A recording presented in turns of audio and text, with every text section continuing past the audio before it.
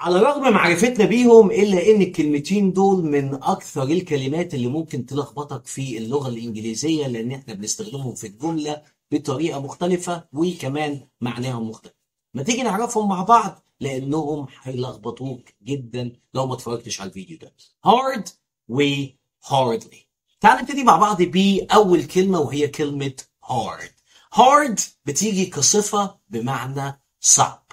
لما أقول لك مثلا This lesson is hard for me to understand. يعني الدرس ده صعب عليا ان انا افهمه.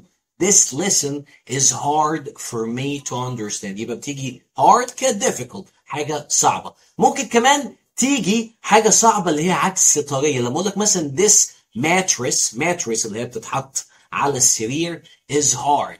I can't sleep on it. This mattress is hard. I can't sleep on it. وهنا برضو hard صفة. الصفة بتيجي عشان توصف الأسماء.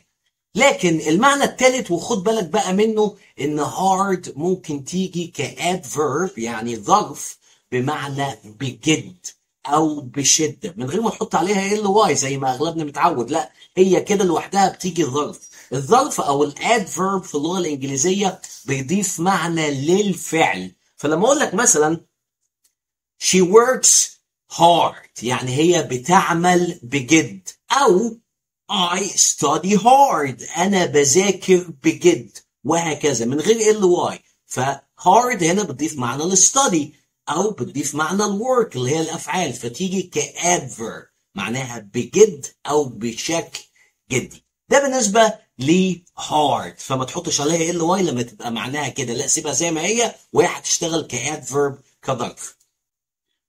hardly بقى لو جبت hard وحطيت عليها ly بيبقى ظرف بس ليه معنى تاني خالص اللي هو بالكاد. يعني I can hardly understand what he's saying، يعني أنا بالكاد فاهم اللي هو بيقوله. I can hardly understand what he's saying، أنا فاهم اللي هو بيقوله بالعافية. أو مثلا man raise your voice I can hardly hear you. Okay, raise your voice.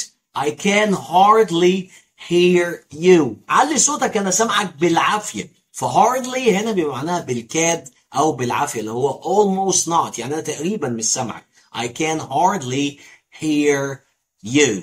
Okay, فخد بالك إن hard ليها 3 معاني، 2 صفة ومعنى تيجي كadverb. hardly ليها معنى واحد اللي هو بالكاد، فما تخلطهمش ببعض. ما تقولش مثلا I work hardly، لا، قول بقى I work hard. ده كان الفرق ما بين الكلمتين، وده خطأ شائع جدا. لو الفيديو عجبك واستفدت شير ولايك وسلام.